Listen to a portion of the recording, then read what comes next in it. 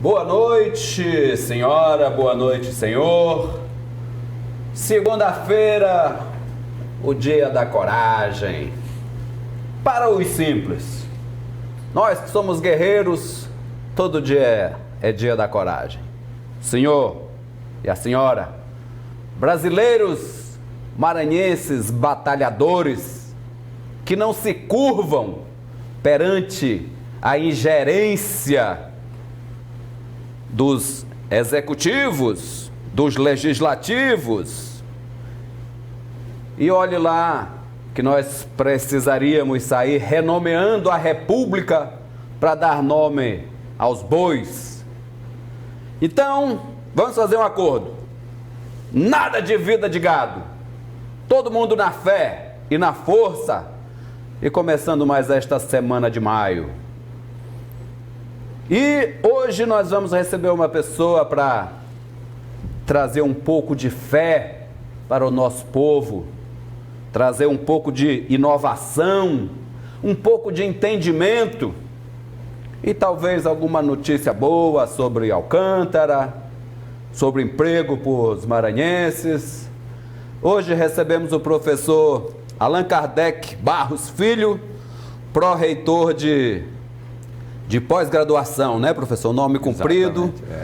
Inovação está junto do nome, que é o que nós precisamos muito. Seja muito bem-vindo, professor, aos analistas. Muito obrigado, é uma alegria muito grande estar aqui nesse programa inovador e conversar com a família maranhense. Muito obrigado. Isso. Obrigado, Geraldo, obrigado, Felipe, boa noite a todos e todas. Então, como o senhor já viu, hoje o alemão está aqui junto com a gente. Natanael está cuidando de um dodói lá, de um motense que se machucou. E também da filhinha dele, que está essa virose, que tanto atenta. O senhor já sabe, né? Virose. Quando o médico não sabe o que, ele diz, é virose.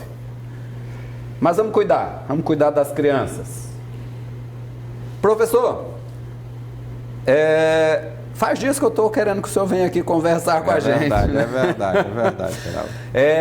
O senhor, recentemente, nós já estamos aí em campanha para substituição ou recondução da reitora Nair Portela ao cargo, não sei nem se ela quer, assim como todo o time de pró-reitores da UFMA, enfim. E o senhor lançou o seu nome como candidato a vice-reitor da UFMA, numa atitude de quem se mostra que quer não permitir que a nossa universidade vá à falência. O que o motivou a essa atitude? Nós temos uma quadra difícil do Brasil. Como você falou, o Brasil está numa situação extraordinariamente difícil no sentido de questionamento de ideologia. Há um certo freio de arrumação da história. Parece que ela trava todos os freios e de repente há uma arrumação dentro do ônibus da história. E nós fomos convidados, quase que convocados por outros colegas professores, colegas técnicos e alunos, no sentido de colocar o nosso nome à disposição para essa quadra difícil. Nós aceitamos. A alegria realmente é um desafio imenso, gigantesco, porque nós não temos a bonança de 2013, nós temos, na verdade, anos difíceis de 2019, 2020, 2021, 2022. Mas acreditamos que, como professores, nós podemos construir algo mais interessante. A gente sempre tem esperança no futuro, afinal, o professor vive o futuro. Professor, o senhor está lá na pró-reitoria de pós-graduação, de pesquisa, e recentemente, depois eu te dou a palavra, Felipe, faz só mais essa. Recentemente, desde o começo do ano, a gente vem sofrendo cortes nos valores do financiamento da pesquisa. As bolsas, a semana passada, a CAPES foi avisada de que não vai mais ter dinheiro.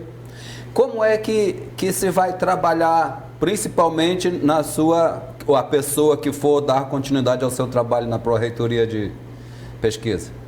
Na verdade, nesses últimos 2 anos, eu vou fazer 2 anos agora como pró-reitor, nós avançamos bastante. Hoje nós temos 11 novos mestrados em 2 anos. E 4 inclusive o de comunicação, inclusive que enfim, saiu. 2 de comunicação, um em São Luís e outro em Imperatriz. Então há um avanço muito grande em termos de número de cursos de pós-graduação, porque é a pós-graduação que acolchoa, que dá cama para que toda a universidade ela possa se desenvolver através da pesquisa, através do incentivo, através da esperança, através do sonho. É a pós-graduação que faz isso, ela que encaminha. E aí na área da comunicação foi um avanço extraordinário, foi uma alegria muito grande. Na área de educação agora nós saímos de um doutorado, há 20 anos que a gente luta por doutorado em educação, conseguimos doutorado em educação, conseguimos um mestrado em engenharia aeroespacial, que não tem no Nordeste, não tem no Norte e Nordeste. Então, nós pensamos isso no sentido de desenvolvimento do país. É reverter esse jogo, trazer para cá, para onde você leva conhecimento, você leva desenvolvimento. Então, não tem como é que a gente ia ficar atrás sem engenharia aeroespacial, tendo o centro de lançamento de Alcântara aqui? Ou então, lá com nossos colegas do Rio Grande do Norte, com o centro de lançamento de Barreira do Inferno. Então, é uma situação que a gente precisava disso. Agora, a quadra, respondendo especificamente a tua pergunta, é difícil. Para a gente ter uma ideia de valores de investimento, porque investimento é o colchão que ele roda, que ele transita ali no rio, de poder fazer e desaguar naquilo que nós queremos fazer. Em 2013, nós tínhamos de investimento em torno de 171 milhões de reais na UFMA. Em 2017, isso caiu para 85 milhões de reais. 86, portanto, 86 milhões de diferença, quer dizer que é 50% a menos. Se houver um corte desse anunciado de 30%, nós vamos cair para em torno de aí 60 milhões de reais. Ou seja, saímos de 170 para 60 milhões. É quase um terço de queda. O que implica que a universidade ela tem que se reinventar, porque a quadra é difícil. Há um encaminhamento no sentido de fazer corte de fato. Nós conseguimos os cursos de pós-graduação, mas ao mesmo tempo os mesmos cursos que a gente conseguiu acabaram de cortar todas as bolsas.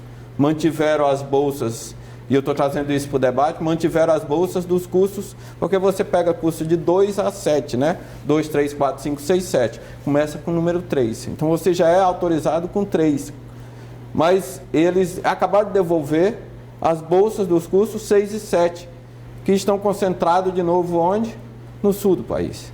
Então, na verdade, é uma opção que nós achamos discriminatória e que nós vamos trabalhar no sentido de reverter, de fazer o governo enxergar que essa opção é a pior possível para o desenvolvimento do Norte e Nordeste do Brasil. Então, vamos fazer aqui um mapa, uma leitura desses governos passados para que possamos entender como é que está funcionando, né, os atuais ocupantes da universidade. Vemos que a rubrica orçamentária da educação como da saúde são rubricas constitucionais obrigatórias. São as duas únicas que nós temos que não são cumpridas e que nem precisa dizer que nós não temos Ministério Público Federal que cobra, nós não temos Justiça que prende, né? Se prende por roubar. Mas não de se tirar o direito. É interessante esse país.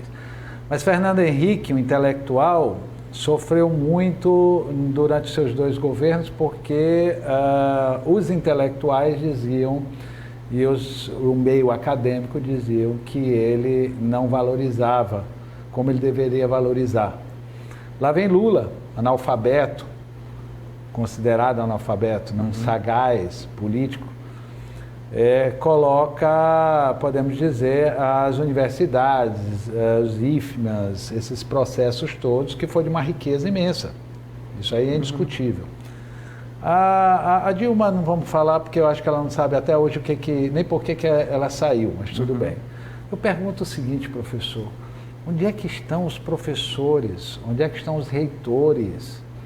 Onde é que está o movimento estudantil? Será que acabou toda aquela efervescência de reivindicar o direito, de parar uma universidade, de se trancar dentro de uma universidade, de tomar em assalto, né? Será que não tem mais paixões no meio acadêmico, professor? Porque está todo mundo inerte. Ninguém consegue entender, né, no meio da imprensa, como é que é um discurso aqui, um discurso lá, trazem um cara lá de fora para vir aqui falar do que a gente já sabe. Não existe um movimento, professor, em andamento? Sim, existe um movimento em andamento, tanto que ele está sendo chamado para amanhã, o movimento do dia 15. Há um movimento gigantesco, a comunidade estudantil, que os estudantes são a efervescência, né? A esperança, na verdade, está nas crianças, mas a efervescência está nos estudantes da universidade. E a efervescência está acontecendo. Acredito que amanhã, não só nós, a Universidade Federal do Maranhão, mas os IFMAs que tiveram suas verbas contingenciadas ou cortadas, eles farão um grande ato amanhã. Nossa expectativa, pela mobilização que eu estou entendendo nas redes sociais que eu acompanho, há uma vontade expressa de a estudantada, de professores, né, de entrarem nessa grande luta, de mostrar, por exemplo, nós que somos mais do laboratório, de ficar mais circunscrito ao nosso espaçozinho, porque afinal de contas alguns tentam, mas nem conseguem explicar com clareza o que estão fazendo, porque é algo de alta tecnologia, de física, etc, etc, mas eles querem sair. Eles querem sair de dentro da universidade porque estão extremamente agoniados, ofendidos, humilhados nesse sentido de que a situação se tornou uma situação que já era indigna por conta desse contingenciamento das verbas, das bolsas de pesquisa e pós-graduação, que é pequena. O que se cortou na UFA foi R$44 mil por mês, que é menos que um grão de areia no orçamento federal. É uma coisa que você não entende. Como é que você vai cortar R$44 mil e tirar pirulito de crianças?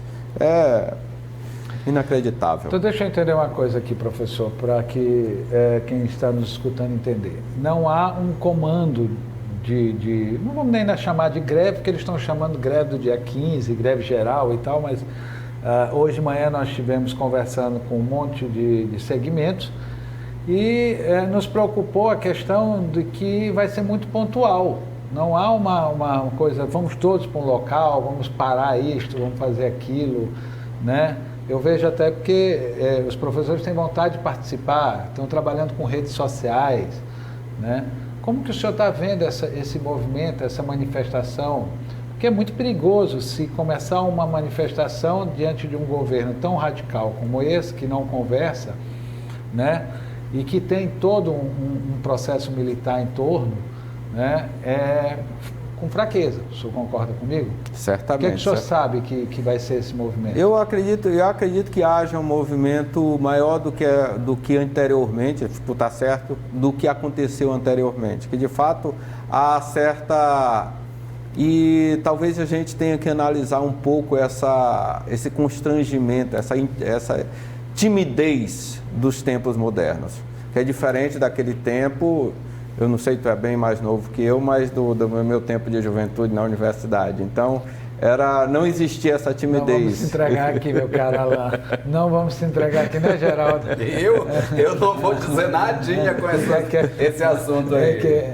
Aqui juntando aqui dá uns 150 anos, pelo menos, não dá? Mas eu acho que passa. Passa. Pois é. Quando nós entramos na universidade, né, eu, pelo menos, acho que talvez eu tenha entrado antes de vocês, comecinho dos anos 80, a gente estava recém-saído ali da ditadura, então a universidade ainda era um polo de resistência maior. Nós já estávamos na ditadura quando nós entramos. Foi, Figueiredo, nós ainda pegamos o governo Figueiredo lá dentro. Eu entrei em 84, então no ano que... É porque eu sou 2 anos mais novo do que tu, Felipe, é isso que eu queria ouvir, né? Então a gente aproveita e faz a nossa primeira paradinha e volta a conversar aqui no próximo bloco. Voltamos aqui com os analistas, hoje com o auxílio luxuoso de Felipe Clã, e recebemos o professor Allan Kardec, pró-reitor de Pesquisa e Inovação da Universidade Federal do Maranhão. Professor, o senhor de formação técnica da engenharia, né? Sim. Mas eu gostaria de lhe perguntar a respeito dessa ideia do presidente Bolsonaro de menosprezar os cursos de sociologia e filosofia como algo que não dá lucro. Acho que é mais ou menos isso. O Ou pergunta melhor, será que ele sabe o que é isto? Né? O senhor acredita que ele saiba o que é isto? Como é que o senhor avalia uma postura dessa? Eu vejo, a universidade vê com muita preocupação, porque, como eu falei aqui no início, Geraldo, a gente por tarefa, por obrigação de ofício, a gente vive o futuro. E quem é o futuro? O futuro, por exemplo, a gente que vive todo dia no WhatsApp, Facebook, etc, etc. A gente vê a internet 4.0 chegando, que é a integração de vários sistemas. Você está integrado em várias áreas. Então, pelo menos para isso, para o futuro, antevendo o futuro, eu não vejo como você remover a sociologia ou a filosofia ou a história da vida das pessoas. A não ser que... E aí é uma coisa interessante, por exemplo, os dirigentes, vamos pegar as monarquias, eu estudei no Japão, vamos pegar a monarquia inglesa. A monarquia inglesa não fez engenharia que nem eu, não fez medicina, não fez matemática, ele fez sociologia, história. Os cursos que eles fazem são esses. A não ser que você queira reconstruir a política do zero, né? Porque como é que você vai fazer política sem sociologia? Como é que você vai entender a história do mundo? Vamos pegar uma parte técnica. No século XIX, nós temos a vinda de Darwin, né? As ideias da evolução darwiniana, contista, etc., né? Mas logo no final do século XIX, no início do século XX, tem uma revolução na física que chama-se revolução da física quântica, que deixa de ter aquele determinismo que era no século XIX, dizer, olha, daqui para frente é tudo previsto, todo mundo, daqui 1000 anos eu posso prever como é que vai estar a ciência. E exatamente em 1905, Einstein lança 3 artigos em que um deles é sobre o efeito fotoelétrico, que revoluciona completamente e diz, nada é previsível mais e nada pode ser dessa forma. Então, na verdade, a física reforma os nossos pensamentos, as nossas ideias do futuro, inclusive a própria política. Porque a tese básica do século XIX é baseada na física de Newton, se você quiser colocar isso de uma forma, digamos, pragmática. Mas quando a física reforma todos esses pensamentos, você está revisando todos os conceitos. Você está revisando Hegel, você está revisando Kant, você está revisando todo mundo. E você está revisando o seu próprio eu de hoje. O que é que nós vamos fazer daqui para o futuro? Por isso que a gente diz, a internet 4.0. O que é que vai acontecer com essa integração? Será que é a hora de destruir isso? O Japão voltou atrás. Ele ia fazer isso e voltou atrás, justamente porque há integração dos vários setores. Eu, quando estudei no Japão, foi assim. Estudei num prédio em que havia integração de várias diferentes áreas. E essa é a nova realidade do mundo que vai acontecer daqui para diante, que está todo mundo se preparando. Nós vamos ficar atrás como país? Essa é a pergunta, né? Só um comentário, Felipe. Aí o senhor disse que sem a sociologia, sem a filosofia não se faz política. Este é outro gargalo intelectual que eu vejo nas proposições desse governo, que é justamente propor um mundo despolitizado. Eles dizem que a universidade não é lugar de fazer política. Eu acho que é um dos melhores lugares para fazer política, mas é no meu achismozinho aqui de apresentadorzinho do programa da TV Guará do Maranhão. Eu não vejo como você retirar a política de caminho nenhum. O senhor acabou de narrar maravilhosamente a união da política com a física. E nós pegamos grandes filósofos, eram também matemáticos. Stuart Mill era um matemático maravilhoso. Então, professor, e essa proposta de despolitizar a educação não é também correr no revés da história? Na verdade, eu não vejo como ela concretamente aconteça. Porque as pessoas, ninguém vai aceitar isso. A universidade, por si só, a gente não tem problema nenhum em ser questionado. Mesmo porque nós questionamos. A nossa tarefa é dizer para o aluno, para dizer, olha, o que você pensou até agora está errado, ou então ele me dizer, olha, que o professor é sempre um eterno estudante. A diferença de um professor para o aluno, às vezes, são as 2 horas que ele tem para se preparar para a aula. Então, é muito pequena. Mas o que acontece de fato é a reversão, né? Quando você tenta tirar o conhecimento, e aí eu queria lembrar que nenhum governo, seja de direita, né? Vamos dizer, os nazistas de Hitler, e muito menos os revolucionários da China, ou muito menos do início do século XX na Rússia, ousaram tirar a ciência do seu status, do seu colchão de construção de um país. O colchão de construção de um país. Imagina a Alemanha de Hitler para invadir a Rússia. Como ele invadia a Polônia? Qual a estratégia que ele usa? Com que tipo de armas que ele tinha? Desenvolveu na ciência. E no Brasil só tem um local que se faz ciência. Chama-se Universidade Pública. Só esse local. Eu desconheço outros locais privados, há algumas exceções, claro, mas eu desconheço. Mas um grande percentual acontece na Universidade Pública. Você vai destruir isso aí? Não tem sentido. Você está destruindo o próprio país, está destruindo e indo contra a história do país, com a história da humanidade. Então eu não acredito que vai acontecer, porque o povo não vai comprar essa ideia. Antes de lhe passar a palavra, Felipe, deixa só eu lembrar que me parece que foi em 2016, o Estado Islâmico proibiu que se tivesse curso de Sociologia e de História lá nos lugares lá onde eles estavam mandando na época. O Estado Islâmico, o senhor sabe quem é? Aqueles terroristas lá do mundo árabe que matam criança, estupram. Então, olha, professor, eu fiquei pensando aqui, navegando as suas palavras, né, e dizendo assim, gente, por que não mandamos essas palavras, né, esse discernimento de colocação perfeita para o Bolsonaro? Mas eu depois pensei, para que eu vou gastar meu tempo? Ele não vai nem entender o que o professor falou. Dona Maria que está nos ouvindo, seu João, né?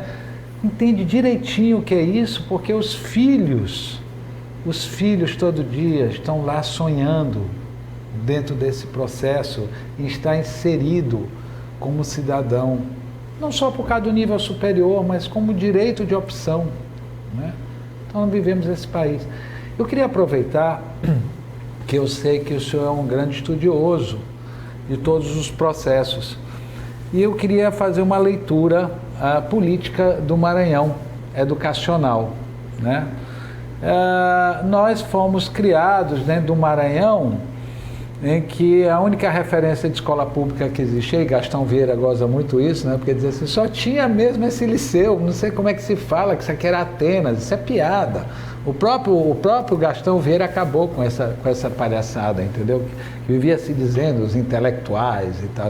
Claro, todo lugar tem intelectual, todo lugar tem elites, tem gente que se esforça e que não é elite e vira intelectual.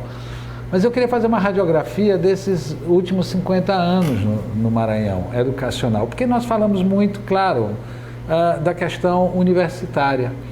Mas nós estamos pecando porque não estamos vendo a base, a alfabetização, né?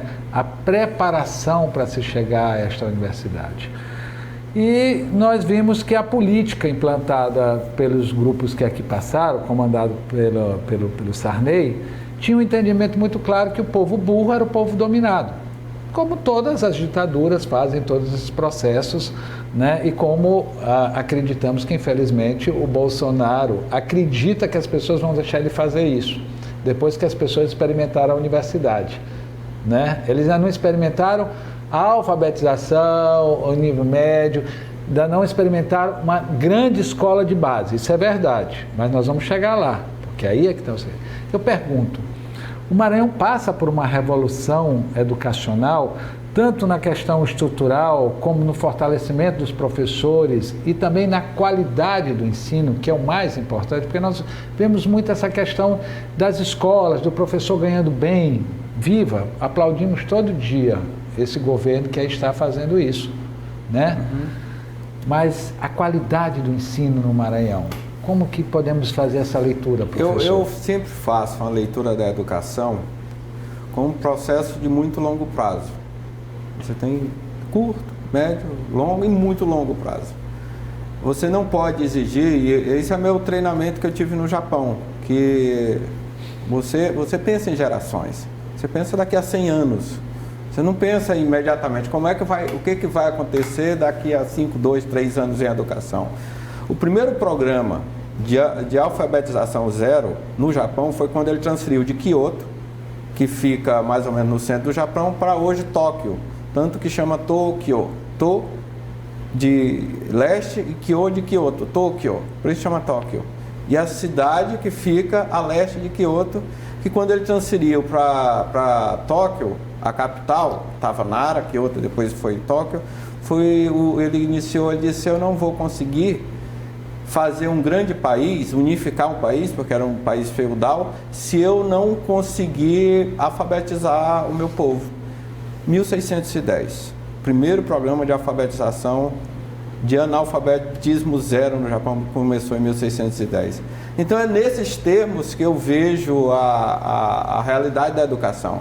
Eu acho que o Maranhão está muito rápido, mesmo porque existe uma base, existe um estofo, e ele pode fazer isso. Nós temos o estofo das universidades, tem a estadual, a federal, tem o IFMA, tem os IEMAS. Então, de fato, o que eu vejo é de fato uma revolução. E isso me alegra muito ver.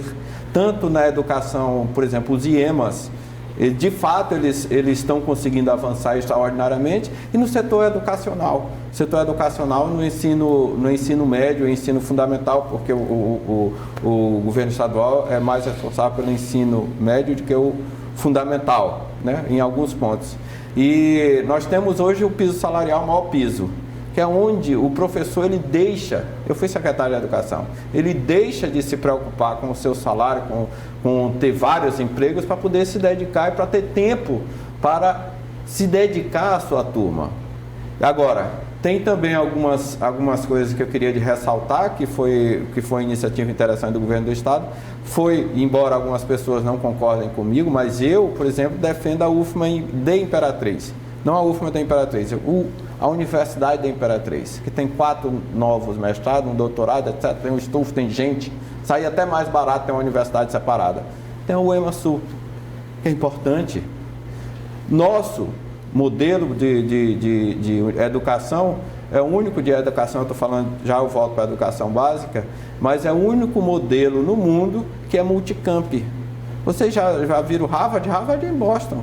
Você for Cambridge, onde você vai? MIT, Stanford, todo mundo, cada um no seu cantinho. Não existe essa coisa de você ficar esbaratinando, ficar pulverizando a verba tem que ser dividida. E deslocamento é custo. Uma pessoa que vem de Imperatriz para cá, ela é custo. Ela vem num dia, volta no outro, ou seja, ela passa 3 dias viajando para poder se dedicar a uma pauta que é aqui da capital. Está parecendo você administrar o Brasil de Lisboa.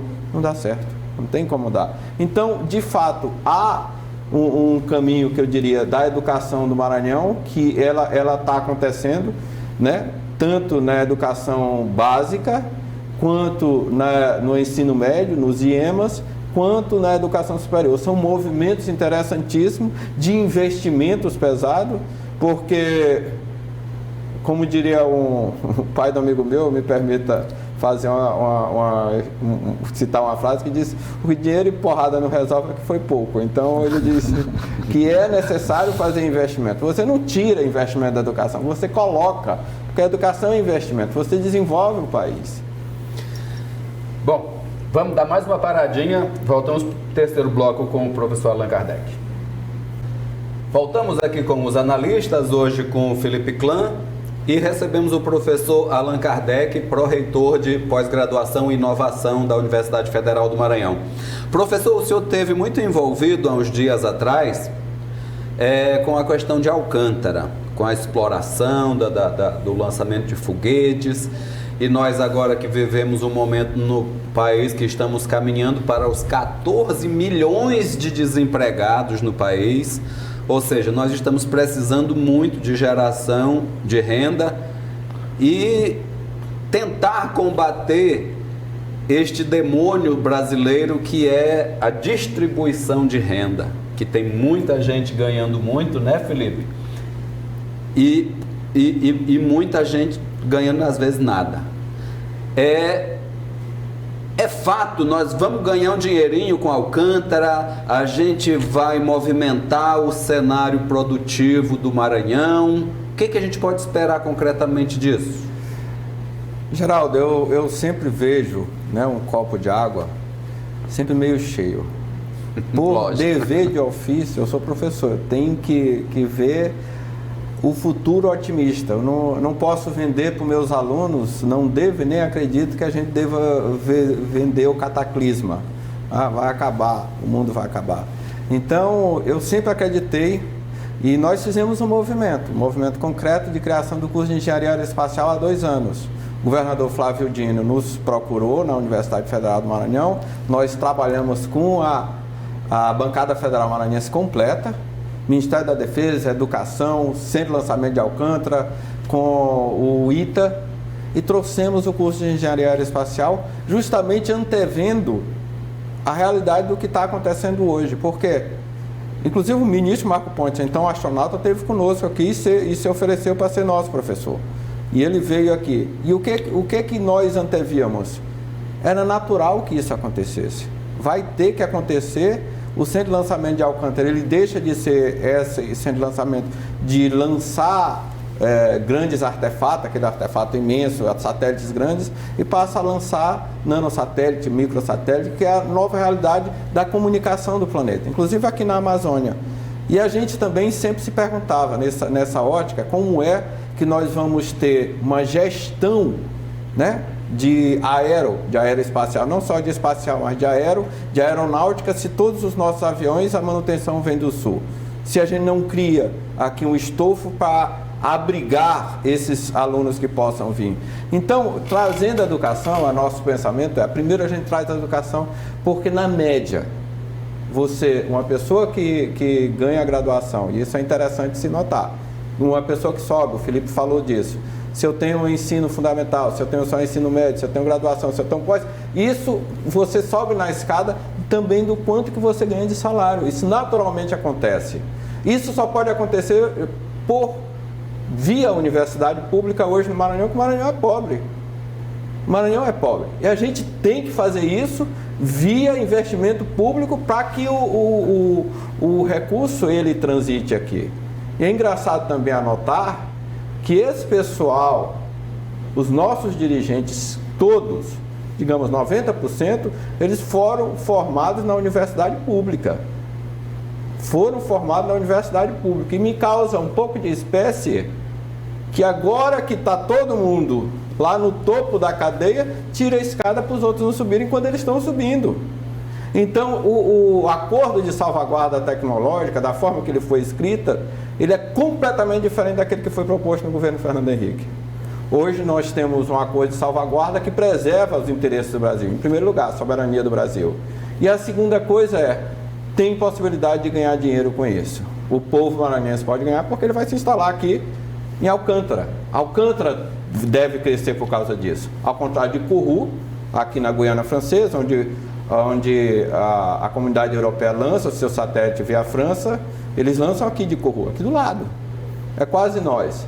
Mas nós temos Alcântara, que inclusive tem um centro histórico extraordinário. Então, a gente junta várias capacidades. Por exemplo, o calado de Alcântara é um dos melhores do planeta. Aqui, em geral, é em torno de menos 18 metros, 13, 12. Alcântara são 25 metros de calado para você aportar com grandes navios. Então, eu sou bastante otimista sempre pela natureza das coisas e da forma que está sendo conduzido. O governo estadual está apoiando, está conversando com o governo federal. Eu não vejo como esse processo não se concretizar e com isso, naturalmente, agregado a isso, porque no satélite só tem conhecimento, né? No satélite tem conhecimento, tem informação. O que acontece, Felipe? O que acontece? Desculpa falar muito, mas é porque eu fico empolgado com essa coisa. À vontade, professor. O espaço é seu, professor. O que acontece? Há 8 anos, as maiores empresas que mais faziam dinheiro no planeta eram empresas de petróleo. Hoje, as maiores empresas, as 4 maiores empresas, são empresas de informação.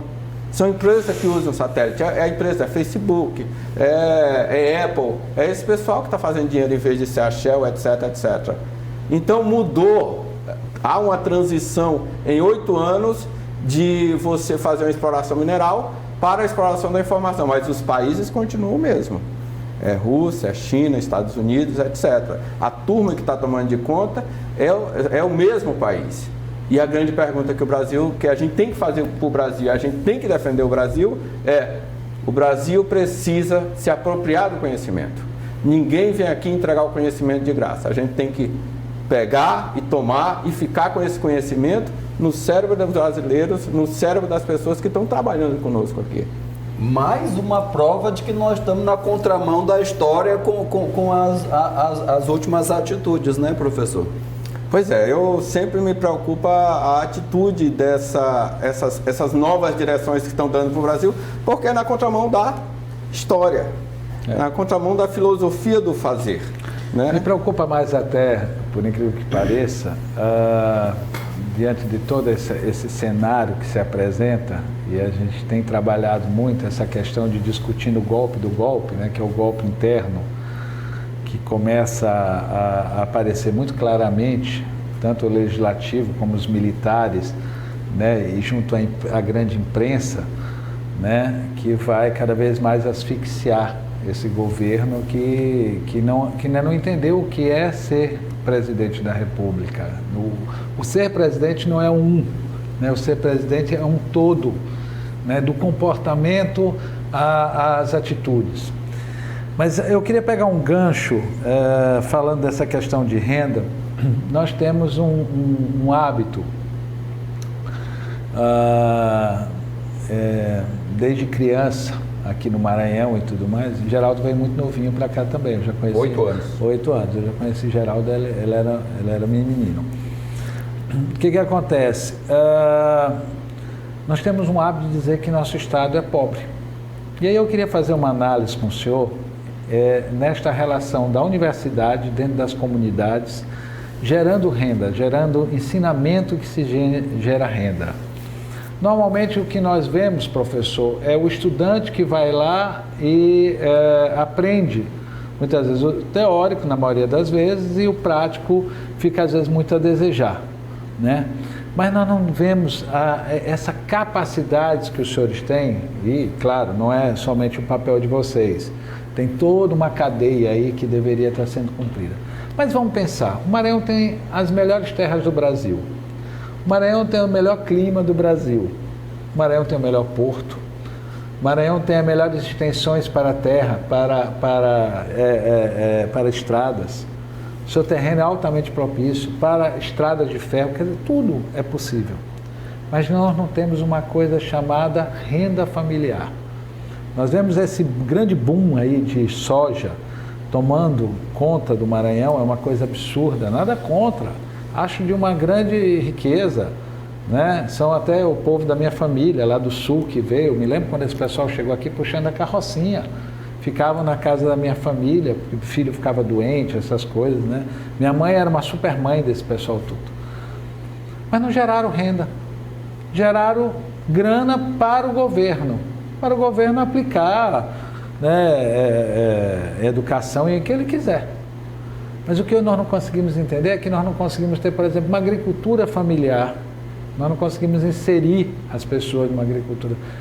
E eu pergunto, por exemplo, de Alcântara, aonde vai ser inserido, né, a família na renda? Nós vamos ter que esperar que vai chegar o gringo com dinheiro, que vai girar aquele dinheiro da construção. Como nós vimos, eu acompanhei muito de perto a base de lançamento de Alcântara e tudo mais, né? Eu vivia muito Alcântara nessa época. Da noite para o dia acabou, não tinha mais investimento. Por quê? Porque aí era o dia a dia, era um negocinho lá de soltar o foguetinho, de testar, e eles se fecharam. Se fecharam para a comunidade, se fecharam para tudo, né? Não ajudavam mais a comunidade em nada. E aí, como é que vai ser isso? Porque o que nós vemos, professor, são os deputados, né, federais e tudo mais, senadores, com um discurso muito bonito, inclusive de linhas de esquerda e tal, com um discurso muito bonito, dizendo que vão fazer o royalty, o fundo. E aí, professor? Na verdade, eu acho que você tocou num ponto muito importante. É importante a gente não enganar o povo. Eu participei diretamente do processo do pré-sal, como diretor da Agência Nacional de Petróleo. Trazer, né, que hoje o pré-sal subiu 8 vezes mais desde 2000, desses últimos 8 anos. A grande produção do Brasil é no pré-sal. Então, você tem royalties, que eu acompanho isso de perto, você tem os royalties das prefeituras, tem o royalties do Estado e tem os, digamos, royalties. Na verdade, são participações das universidades.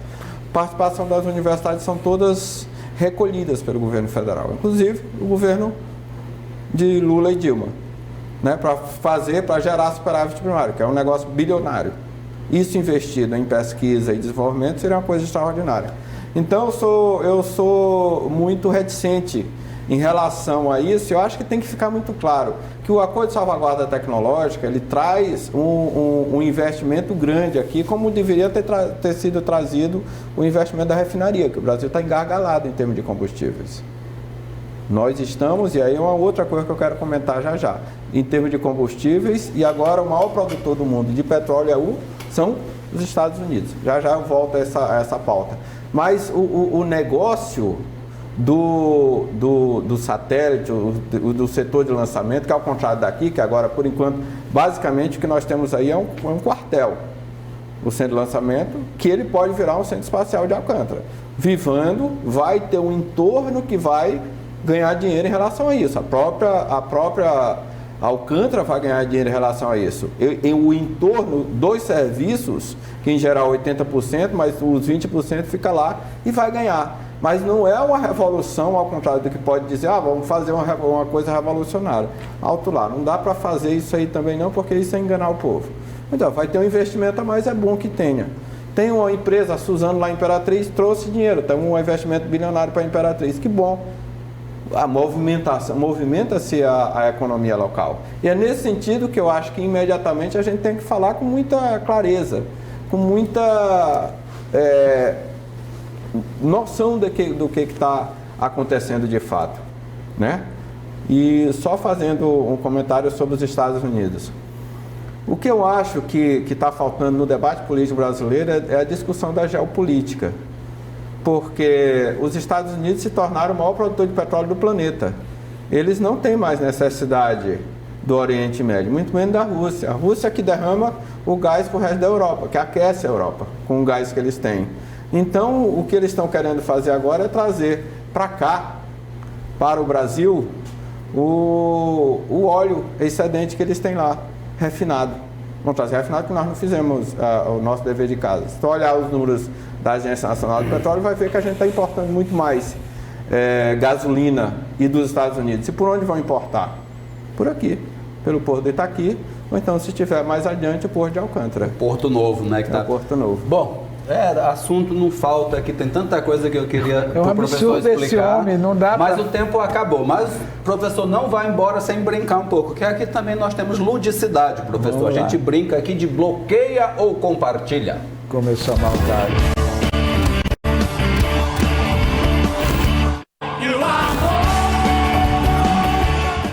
Mostrar aqui umas figuras para o senhor ver se o senhor bloqueia ou compartilha. Bota o primeiro, Elielto.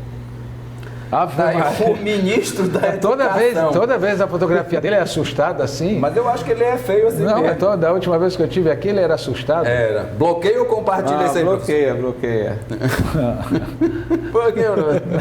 Quer falar, professor? Nem esperança não tem. Não tenho. As expectativas, a não ser que haja essa reversão, que a gente espera que haja reversão dessas verbas, desse corte de verba, do corte das bolsas, acredito que não seja uma boa opção atualmente. Certo. Segundo nome. Tá aí, o secretário de Educação do Maranhão, Felipe Camarão. Compartilha, claro. Está fazendo um excelente trabalho. Grande homem e grande professor da UFMA, inclusive. Esse garoto virou um peão de obra, viu? Quem manda ser trabalhador. Terceiro nome. Aí o ex-reitor da UFMA, na época das vacas gordas, ele fez um bocado de coisa lá na UFMA. O senhor bloqueia ou compartilha? Compartilho, tem um bom trabalho, tem uma boa contribuição para a UFMA, eu compartilho assim. Não dá para juntar, só uma perguntinha rápida. Acabou o tempo, Felipe. Acabou. Não dá para juntar vamos só ver o último nome. Quem é? Ainda tem mais um? Tem 4? Mais um, é. Ah. Tá aí, ó, o astronauta aí, Marcos Ponte, o ministro seu colega lá do Ministério da Inovação. Compartilha, está fazendo um grande trabalho com esse acordo de salvaguarda tecnológica, compartilha sim. Pronto. Professor, muito obrigado e apareça mais vezes quando puder. Estou à disposição, só chamar. Isso aí. Muito bem. Obrigado você também, Felipe. Esse braço está bem? Mas já está melhorando, É? Cada dia melhor. E o senhor e a senhora, muito obrigado e vamos lutar pelo Maranhão. Eu sei que aí em Alcântara a gente tem muita audiência, eu sempre recebo mensagens lá, muitas trazidas pelo meu querido irmão Cláudio Farias. Um grande abraço a todos de Alcântara e a todos do Maranhão. Figura. Amanhã nós temos aqui o Guilherme Boulos. Até lá.